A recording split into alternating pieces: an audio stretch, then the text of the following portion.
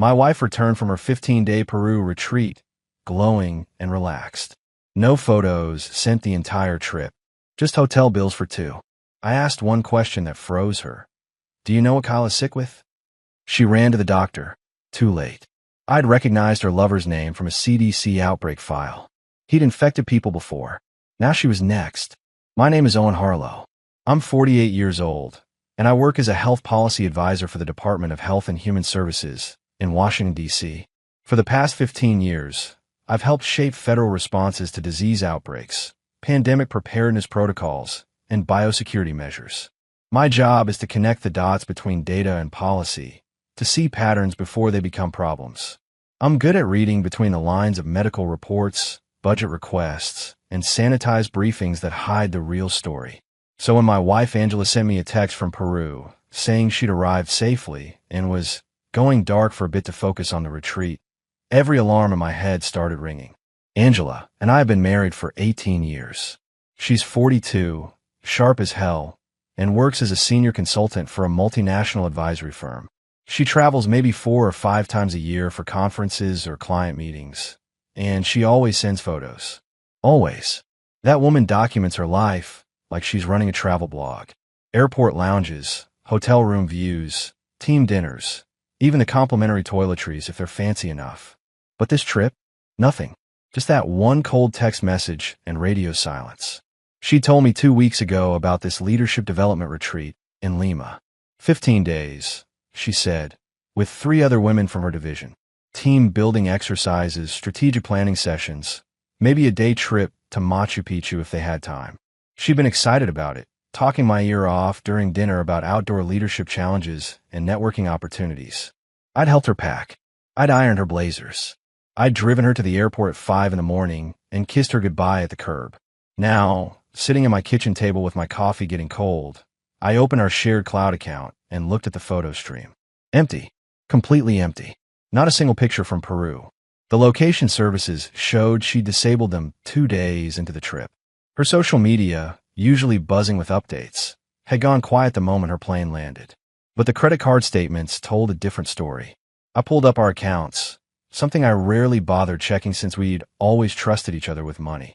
The charges were all there, time-stamped and geotagged. Luxury hotel in Lima, another in Cusco, then a high-end jungle resort in a place called Urubamba. Spa treatments, wine tastings, couples massage packages. Couples. I sat back and let that word settle in my chest like a stone. The hotel booking confirmations were still in her email, synced to our home computer. I clicked through them methodically, my hand steady even though my pulse was hammering. Each reservation showed 2 guests. Mr. and Mrs. Harlow, the paperwork said, except I was sitting in Virginia, and Mr. Harlow was apparently enjoying candlelit dinners and sunrise yoga sessions in the Peruvian highlands. I opened the company roster she'd forwarded me months ago when she joined the new division. Scrolled through the names until I found him. Kyle Sheffield, junior associate, 34 years old, Princeton grad, 6 months at the firm. Angela had mentioned him exactly twice, both times dismissing him as promising but green. Green enough to spend 15 days in paradise with my wife, apparently. I didn't throw anything, didn't punch a wall or call her screaming. I've spent too many years in crisis management to react without information. Instead, I made a fresh pot of coffee, opened my work laptop, and started pulling threads. Because here's the thing about working in public health policy for over 2 decades. You develop relationships. Contacts at the CDC, friends at the NIH, former colleagues who moved into private sector biosecurity consulting, people who owe you favors, people who trust your discretion, people who understand that sometimes information needs to move quietly through back channels. And Kyle Sheffield's name had crossed my desk before. Kyle Sheffield wasn't just some random junior associate who'd gotten lucky with my wife. 3 years ago, his name appeared in a confidential CDC briefing I'd reviewed as part of a cross-agency task force on international disease transmission protocols. I pulled the archive files from my secure drive, documents most people would never see without clearance. The case involved a biotech startup in Ecuador where Sheffield had worked as a logistics coordinator during a gap year before business school. The company was running unauthorized trials on experimental antiparasitic compounds, cutting corners on safety protocols, using local populations as guinea pigs. When the outbreak happened, 47 people got sick. 6 died. The Ecuadorian government shut down the facility, and the CDC got involved because 2 American researchers had been exposed and returned to the States before showing symptoms. Sheffield was listed as a person of interest in the exposure chain, not because he'd deliberately caused harm, but because he'd falsified quarantine logs to cover his travel back to the U.S. after potential exposure. He'd lied about his whereabouts, lied about his symptoms, boarded international flights, while possibly contagious because he had grad school interviews he didn't want to miss. The investigation concluded he'd gotten lucky and hadn't actually been infected, but the pattern of behavior was clear. Kyle Sheffield put himself first. Consequences be damned. The case was settled quietly. The company paid out millions. Sheffield signed an NDA, agreed to never work in pharmaceutical research again, and disappeared into the corporate consulting world where background checks don't dig as deep.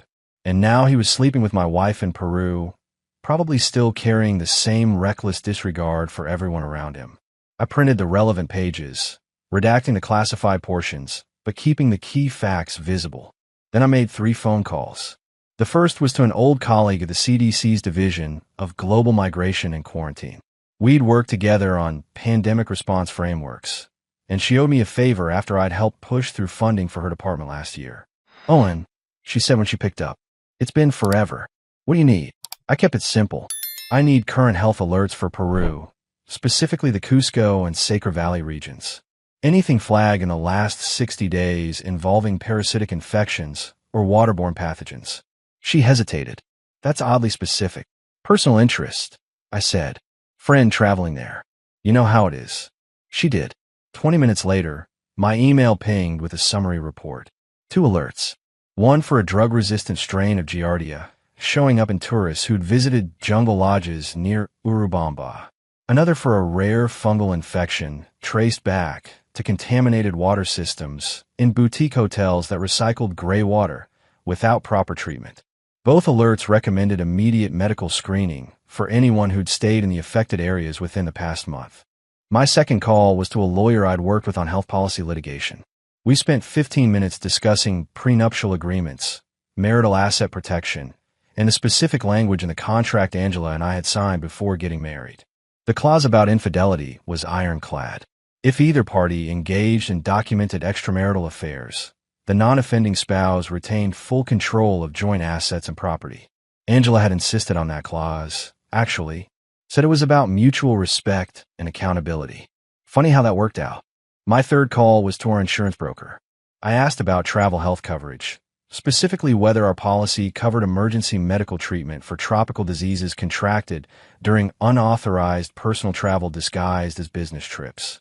If the travel was misrepresented on the claim forms, he said carefully, the coverage could be voided. Fraud nullifies the contract. Hypothetically, I said. Hypothetically, he agreed. I hung up and looked at the calendar. Angela was due home in 3 days. I had 72 hours to prepare, and I wasn't going to waste a single minute. Because the thing about working in crisis management is this: you don't react to disasters. You plan for them. You build containment strategies. You document everything. And when the time comes, you execute with precision. Angela thought she was coming home to a husband who didn't know anything. She was wrong. Angela walked through the door on Thursday evening, looking like she'd just returned from a spa vacation rather than a leadership retreat. Tan skin, relaxed shoulders, a new lightness in her step. She dropped her luggage in the hallway and smiled at me like nothing had changed. "God, it's good to be home," she said, stretching her arms above her head. I'm exhausted, but it was incredible. So much growth. I was sitting at the kitchen table, hands folded, watching her. "Welcome back." She kissed my cheek, the kind of casual peck you give a roommate, and moved toward the fridge. "I'm starving. Did you eat already?" "I made dinner," I said. "It's warming in the oven." Her face brightened. "You're the best. Let me shower first. I feel like I haven't been clean in days." She disappeared upstairs. I heard the water running, heard her humming something cheerful. 15 minutes later, she came down in comfortable clothes, hair damp, looking refreshed and utterly at ease. We sat across from each other at the table. I'd made her favorite, lemon herb chicken with roasted vegetables. She ate with enthusiasm, telling me vague stories about team building exercises and strategic planning sessions. No names, no specific locations, just pleasant corporate abstractions. How was the hotel? I asked. Beautiful, she said. Right in the mountains. The altitude was rough the first couple days, but we adjusted. She blinked. The team. The four of us. Right, I said. The leadership team. She nodded, taking another bite. Sarah, Jennifer, Michelle, and me. It was nice bonding with them outside the office. I let the silence stretch for a moment. Then I slid a printed photograph across the table. It was from a hotel's Instagram account. A promotional post featuring their honeymoon suite package. The same suite listed on her booking confirmation. Angela looked at it, her fork freezing midway to her mouth. What's this? Your hotel, I said calmly. The Incatera Hacienda, Urubamba. 5-star resort. Couples packages. Romantic getaways. She set the fork down slowly. Owen, I can explain. I'm sure you can, I said. But before you do, I need to ask you something. Her throat moved as she swallowed. Okay. I leaned forward slightly, keeping my voice level and quiet. Do you know what Kyle is sick with? The color drained from her face, like someone had pulled a plug.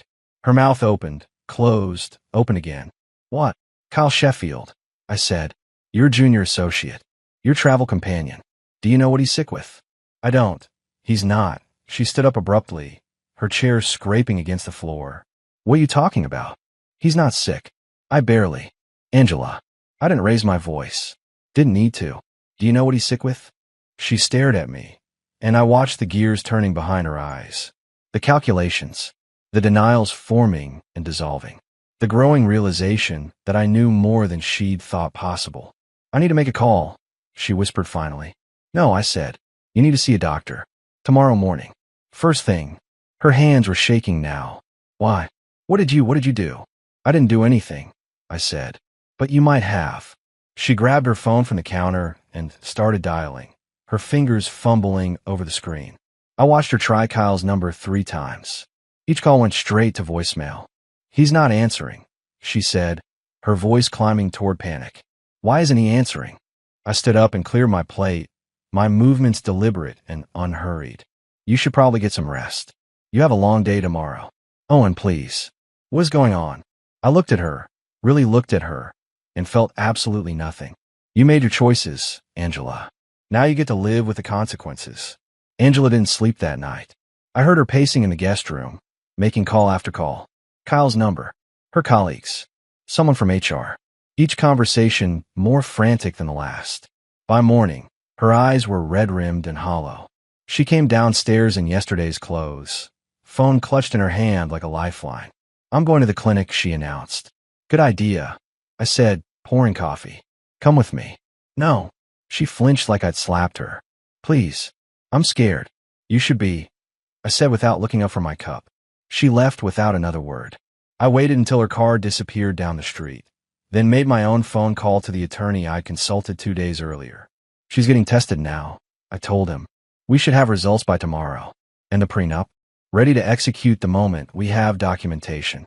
You're sure about this? I thought about Angela laughing in that hammock with Kyle, about the hotel receipts and deleted photos and 15 days of lies. I'm sure. Angela returned 4 hours later, ashen and quiet. She went straight to the bathroom, and I heard her getting sick. When she emerged, she looked 10 years older. They're running tests, she said hoarsely. Full panel. Tropical diseases, parasitic infections, everything. Results in 48 hours. I nodded. And Kyle. Her face twisted. His numbers disconnected. His work email bounced back. I called his office, and they said he's on indefinite medical leave. They wouldn't tell me anything else. Medical leave, I repeated. Interesting. What did you do? She whispered. How did you know? I finally looked at her directly. I know because 3 years ago, Kyle Sheffield was involved in a disease outbreak in Ecuador that killed 6 people. I know because he falsified quarantine documents and lied to federal investigators. I know because it's my job to know these things, Angela. I read the briefings. I saw his name. I remembered. Her legs seemed to give out. She sank onto the couch, hands covering her face. You went to Peru with a man who has a documented history of reckless exposure to infectious diseases, I continued. You stayed in hotels with known contamination issues. You shared food, water, probably a lot more than that. And you came home thinking I wouldn't notice. I didn't know, she sobbed. I swear I didn't know about any of that. You knew you were lying to me. That was enough. She looked up, mascara streaking her cheeks. Are you divorcing me? That depends, I said. On what the tests show. On what the lawyers say. On a lot of things. I made a mistake. I was stupid. I was feeling unappreciated, and he paid attention to me, and Angela. I cut her off. I don't care about your reasons. I care about the consequences. My phone buzzed. A text from my CDC contact. Got your results early. Call me when you can. It's not good. I held up the screen so Angela could see the preview. Her face went white. What does that mean? She asked. It means, I said, standing up and walking toward my office, that you should probably call your own lawyer. Because this just became a lot more complicated. I closed the door behind me, leaving her alone with her panic. Tomorrow, the test results would arrive. Tomorrow, she'd understand exactly how badly she'd miscalculated. Tomorrow, she'd realize that her 15 days of paradise had cost her everything. But today, right now, I had phone calls to make and documents to file. Because the thing about consequences is this. They don't care if you're sorry. The test results arrived via secure email at 7 in the morning. I read them twice before Angela even woke up, sitting at my desk with coffee going cold beside me. Giardia lamblia. Drug-resistant strain. Active infection. Estimated exposure window matched her Peru dates exactly. Treatment required, 12 weeks minimum, with monitoring for chronic complications. The report also flagged elevated liver enzymes consistent with toxic exposure from contaminated water systems. My own results, which I'd gotten tested as a precaution, came back clean. We hadn't been intimate since before her trip, something I'd engineered deliberately by claiming work exhaustion and sleeping in my office most nights. I forwarded both reports to my attorney with a single line. Documentation confirmed. Proceed with asset protection protocol. When Angela finally came downstairs, she looked like she hadn't slept. She saw my face and stopped in the doorway. You got them, she said. Not a question. I turned my laptop around so she could see the screen. Watched her read through the medical terminology. Watched her face collapse as the implications settled in. I'm sick, she whispered. You're infected. I corrected. There's treatment. It's manageable. But yes, you brought back exactly what I thought you would. She sank into a chair, staring at nothing. How bad is it? Depends. If you're lucky, 12 weeks of medication and you're fine. If you're not lucky, chronic digestive issues for years. Possible liver damage. The drug-resistant strain complicates things. And you. Clean. We'll need to stay that way, which means separate households starting today. Her head snapped up. What? I pulled out the folder my attorney had prepared. Prenuptial agreement. Highlighted sections. Dissolution paperwork already drawn up and ready for signatures. You violated the infidelity clause. You contracted a disease through extramarital relations. You used marital funds for the trip. That's 3 separate breaches of contract. Oh, and please. I've already moved half our joint accounts into protected assets. I continued. The house remains mine, purchased before marriage. Your retirement accounts stay yours. Everything else gets divided according to the terms you insisted on when we signed this. I'll fight it. With what? I asked. You're about to be fired, Angela. Your company's HR already contacted me yesterday as your emergency contact because Kyle's medical leave triggered an internal investigation. They found the hotel bookings, the expense reports you falsified. They know you lied about the retreat. Her face went from pale to gray. They can't fire me for that. For fraud? For misrepresenting personal travel as business expenses? Yes, they absolutely can. And they will. I stood up and grabbed my briefcase. I have meetings in D.C. today. When I get back tonight, I expect you to have your things moved to the guest house. We'll maintain separate living arrangements until the divorce is finalized. You can't just throw me out. I'm not throwing you out. I'm protecting myself from further contamination, both medical and legal. My attorney will be in touch about the timeline. Start looking for your own representation. I walked toward the door. She called after me, voice breaking. What about Kyle?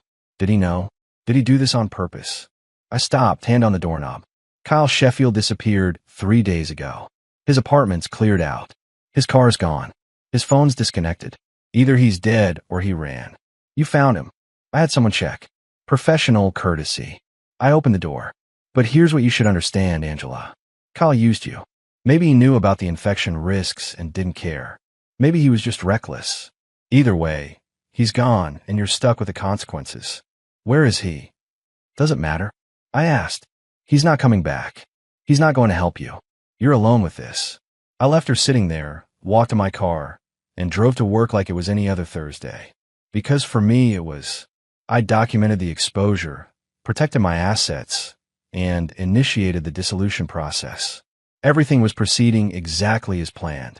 Angela could cry all she wanted, but crying didn't change test results. My niece Emma called me that evening, her voice tight with concern. She was 23, my sister's daughter, studying public health at Georgetown. We'd always been close. Uncle Owen, she said, I heard about Aunt Angela. Mom told me. I'm so sorry. It's complicated, I said, pulling into a parking spot outside a restaurant where I was meeting my attorney for dinner. Is it true she got sick in Peru? It's true. There was a pause. The thing is, I need to tell you something. About Kyle Sheffield. I killed the engine and sat up straighter. You know him. We went to Princeton together. Different years, but we crossed paths at a few parties. He had a reputation. What kind of reputation? Emma hesitated. He targeted older women, married women specifically, professional types with money and status. It was like a game to him. He'd seduce them, manipulate them into paying for trips or buying him things, then disappear once he got bored or needed to move on. My hands tightened on the steering wheel. Did he have a pattern with diseases? I don't know about that specifically, but I know he traveled constantly and bragged about never getting travel vaccines or taking precautions. He thought it made him tough. There were rumors he'd given people STDs and just ghosted them afterward. Why didn't you tell me you knew him? I didn't connect the dots until Mom mentioned Angela went to Peru with someone from her work named Kyle. Then I looked him up on LinkedIn and realized it was the same guy. Uncle Owen, I'm sorry. If I'd known earlier. It's not your fault, I said. But I need you to do something for me. Write down everything you remember about him. Names of other women he targeted, schools he attended, places he worked. Everything. You're building a case. I'm building a profile. Your aunt isn't the only victim. There might be others who don't even know they were exposed. Emma promised to send me a detailed summary by tomorrow. After we hung up, I sat in the car for a few minutes, processing this new information. Kyle Sheffield wasn't just careless. He was predatory, calculated, and Angela had walked right into his trap. Inside the restaurant, my attorney was already waiting. I slid into the booth and ordered a drink I actually needed this time. We have a problem, I said. Angela's not just a victim of her own bad choices. She was specifically targeted by someone with a pattern of this behavior. He raised an eyebrow. That actually helps your case. If she was manipulated by a known predator, it demonstrates poor judgment, but also explains the rapid escalation. Makes the breach of contract cleaner. It also means we need to report this to the CDC. If Sheffield's been traveling internationally while knowingly infected or at risk, he's a public health threat. Are you required to report? Ethically, yes. Legally, it's complicated. But if other women are at risk, I'm not staying silent. He made a note. That could blow back on Angela. If it becomes a federal investigation, she'll be questioned. Her travel will be scrutinized. Her company will definitely fire her to distance themselves from the liability. I know, I said, but this is bigger than our divorce. This is about containment. My phone buzzed. A text from an unknown number. You're looking for Kyle. Stop. He's already dead. I show the attorney. His face went serious. Forward that to me immediately. And don't respond. Who would send this? Someone who doesn't want you digging. Which means you're getting close to something important. I forwarded the message, then pulled up my CDC contacts number. Time to make this official. Because if Kyle Sheffield really was dead, then someone needed to track down everyone he'd exposed before it was too late. And if he wasn't dead, then someone was protecting him. Either way, Angela's affair had just become a federal case. 3 days after Angela moved to the guest house, my niece Emma sent me a document that changed everything. 27 pages of names, dates, and incidents spanning Kyle Sheffield's entire adult life. 7 women before Angela, all fitting the same profile. Married, professional, financially secure, over 35. I sat in my office reading through Emma's research, impressed by her thoroughness. She tracked down social media posts, LinkedIn connections, even yearbook photos. Each relationship followed the same pattern. Kyle would target a woman in a position of minor authority over him, play the role of eager mentee, escalate to an affair, then disappear suddenly, leaving chaos behind. 2 of the women had gotten divorced. One had lost her job over it. Another had attempted suicide. Emma had found a blog post from that woman, written anonymously but detailed enough to verify. The shame, the isolation, the medical complications she developed after their time together in Costa Rica. I forwarded the document to my CDC contact with a subject line, "Potential public health investigation required." She called me within an hour. "Owen, this is bigger than I thought. If this pattern holds, we're looking at multiple international exposure incidents. I need to bring this to my director." "Do it," I said. "But keep Angela's name out of the official reports as long as possible. She's already destroyed. I don't need her humiliated publicly." "That's generous considering what she did." "It's strategic. If this becomes a media circus, my divorce gets complicated. I want this clean and quiet." That evening, Angela knocked on my door. She'd lost weight in just 3 days, her clothes hanging loose, her face gaunt. The medication was clearly taking a toll. "Can we talk?" she asked. I let her in, but didn't offer her a seat. She stood in the foyer like a stranger. "My lawyer says I'm going to lose everything," she said. "The house, the retirement accounts, even my health insurance once we're divorced. That's what the prenup stipulates. Owen, I need help. I can't afford the medical treatment on my own.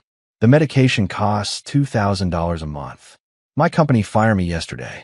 My COBRA insurance kicks in next month, but I don't have the money to pay the premiums." I'd known the firing was coming. Still, hearing it confirmed gave me a grim satisfaction.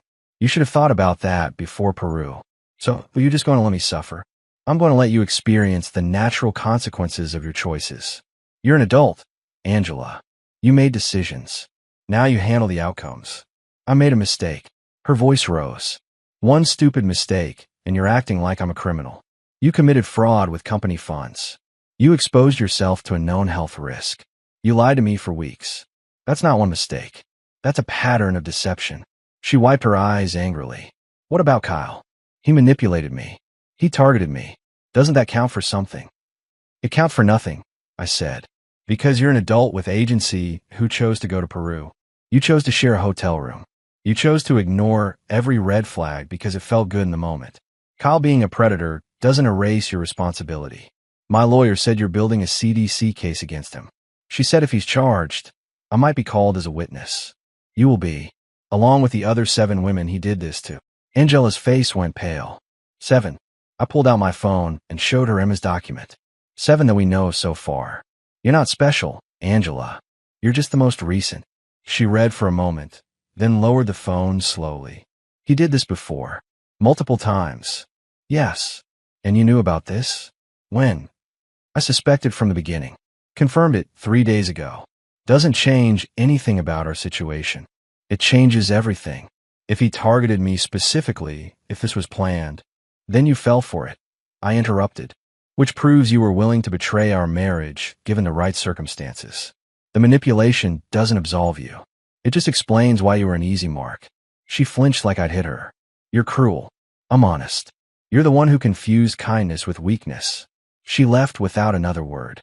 I watched her walk back across the yard to the guest house, shoulders hunched against the evening chill. Part of me, a small part, felt something like pity. But pity doesn't undo betrayal. My phone rang. My attorney. "The CDC is opening a formal investigation into Sheffield. They found him. He's not dead." "Where is he?" "Mexico. Living under a different name. They're working on extradition." "This is going to get big, Owen. Federal investigation, international implications, multiple victims.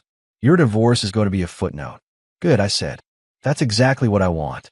The CDC announced the investigation on a Friday morning. I watched the press conference from my office in D.C., my colleagues buzzing around me as the news broke across every major outlet.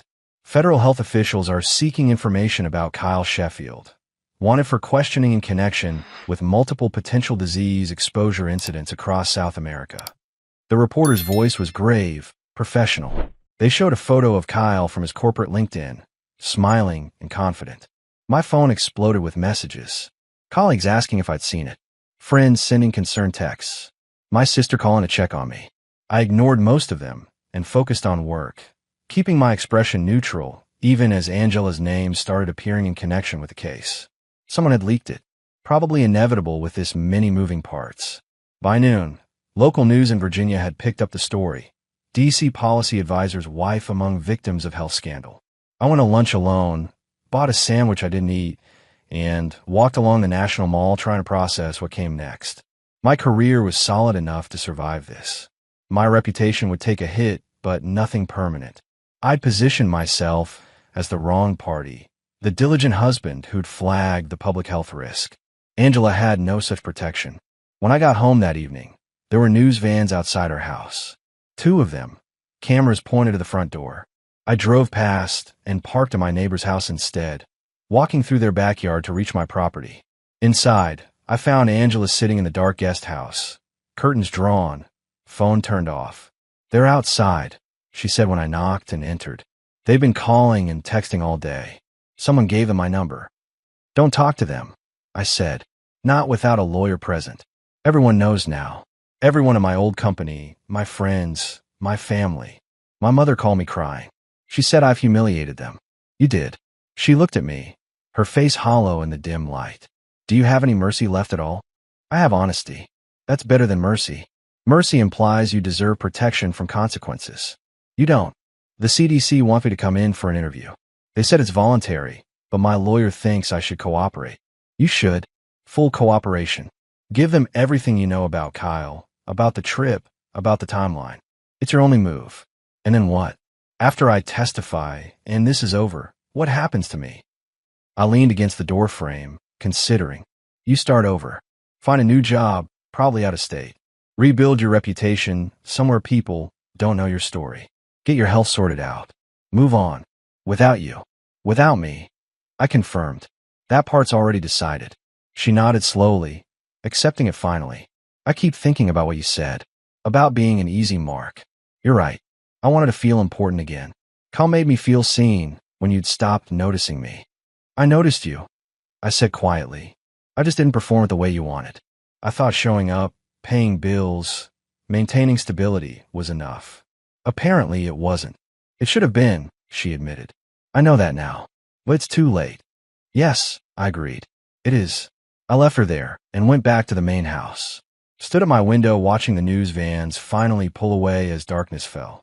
Tomorrow I'd give a brief statement through my attorney. Professional, sympathetic but firm. Yes, my wife had been involved. No, our marriage wouldn't survive it. Yes, I supported the CDC's investigation fully. Then I'd move on with my life, the same way I'd been planning to since the moment I found those hotel receipts. Angela could rebuild, or she could collapse. Either way, it was no longer my problem. I'd done my part. Flagged the threat, protected public health, maintained my integrity. The rest was just paperwork. 4 months after Angela left, I attended a public health policy conference in Atlanta. The keynote was about international disease surveillance and the importance of early intervention. My name appeared in the program as a contributor to a case study on identifying exposure patterns before they become outbreaks. They didn't name Kyle Sheffield directly, but everyone in the room knew which case they meant. I sat through the presentation feeling vindicated. My decision to report him hadn't just protected Angela and the other victims. It had prevented future exposures, shut down a predator who'd been operating for years. After the session, a woman approached me. Late 40s, professional, carrying herself with the careful dignity of someone who'd survived something terrible. "Mr. Harlow," she said, "I'm Rebecca Torres. I was one of Kyle's victims. Costa Rica, 5 years ago." I shook her hand. "Emma mentioned you in her research. I'm sorry for what you went through." "Don't be sorry. Be proud. You stopped him. You did what none of us could do because we were too ashamed to report it." She paused. "How's your wife?" "Ex-wife. The divorce finalized last month. She's in Arizona now, working for a nonprofit. She got through the medical treatment successfully. Last I heard, she's in remission." "That's good. I don't wish her harm. I just wish she'd been smarter." "We all do," I agreed. Rebecca handed me a card. "There's a support group, women who were targeted by Kyle. We meet monthly online. We've been helping each other rebuild. If your ex-wife ever wants to join, tell her she's welcome. No judgment, just understanding. I took the card, genuinely moved. I'll pass it along. And Mr. Harlow, thank you for not protecting him, for choosing to expose the truth, even when it complicated your life. That took courage. After she left, I stood in the conference center hallway for a long moment. I'd done the right thing, not just for Angela, but for all of them. 7 women who'd been preyed upon, manipulated, infected, and abandoned. Kyle Sheffield would never get the chance to do it again. That evening, I called Angela. We hadn't spoken in 2 months, not since the divorce papers were signed. She answered on the 3rd ring. Owen, her voice was cautious. I met someone today who wanted me to give you something. I explained about Rebecca and the support group, gave her the contact information. There was silence on the line.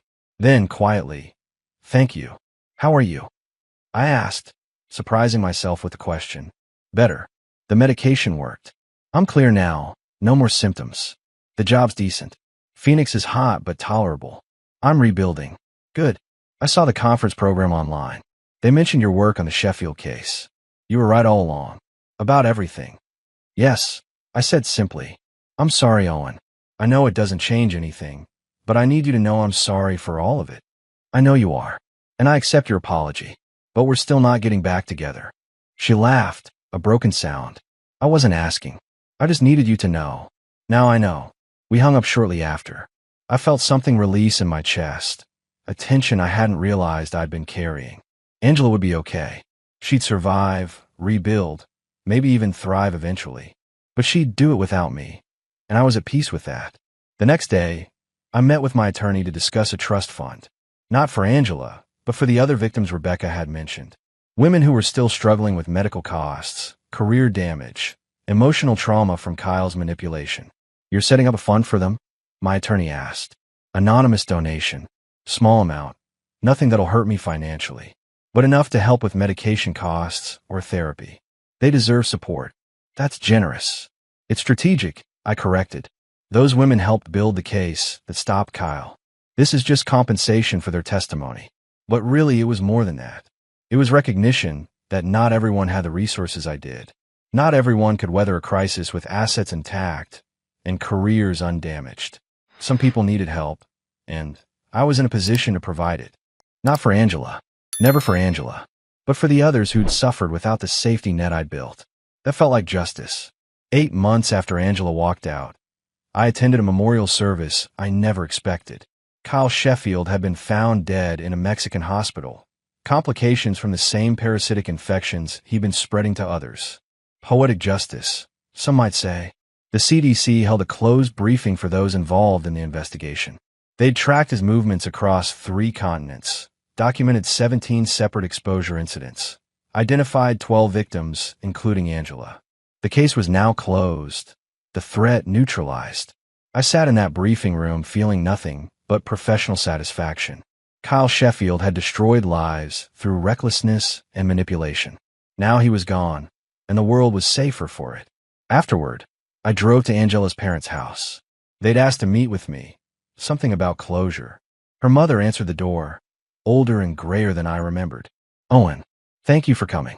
Inside, her father sat at the kitchen table. He stood when I entered, shook my hand firmly. We wanted to apologize. For our daughter. For the position she put you in. That's not necessary, I said. It is, Angela's mother insisted. We raised her better than that. We taught her integrity and responsibility. What she did was inexcusable. She's rebuilding her life, I said. That's what matters now. Her father nodded. We know. She calls us sometimes. She's getting help, therapy, working through what happened. We're proud of how she's handling the aftermath, even if we're ashamed of the choices that led to it. She learned a hard lesson, I agreed. But she learned it. Angela's mother poured coffee, none of us drank. We want you to know that we don't blame you for the divorce. You did what you had to do. You protected yourself, and you were right to do it.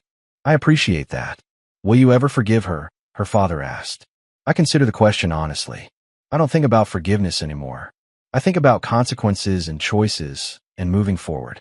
Angela made decisions that ended our marriage. I made decisions that protected my future. We're both living with those outcomes.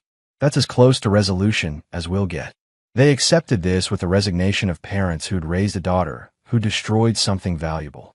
I left their house and drove home through Virginia countryside, turning gold with autumn. Stopped at a farm stand and bought apple cider, something I'd done with Angela every October for 18 years. Stood in the parking lot holding the jug, feeling the weight of that tradition ending. But it didn't hurt. It was just over. At home, I found a letter in my mailbox. From Angela, postmarked Phoenix. I almost threw it away unopened, then changed my mind. Inside, a single page. Her handwriting, still familiar. Owen, I heard about Kyle. Part of me feels relief that he can't hurt anyone else. Part of me feels guilty for that relief. But mostly I feel grateful. Grateful that you were strong enough to stop him when I wasn't. Grateful that you protected other women even after what I did to you. Grateful that you showed me what real integrity looks like, even if I only understood it after losing you. I'm doing better. The infection is gone. My therapist says I'm making progress. I joined that support group Rebecca mentioned. We help each other. I wanted you to know that I'm using this experience to become better, not bitter. I won't contact you again. You deserve peace and privacy. But I needed you to know that your refusal to enable my self-destruction saved my life. Thank you for loving me enough to let me face consequences. And thank you for being the kind of man who reports threats even when it's easier to look away. You were always the better person.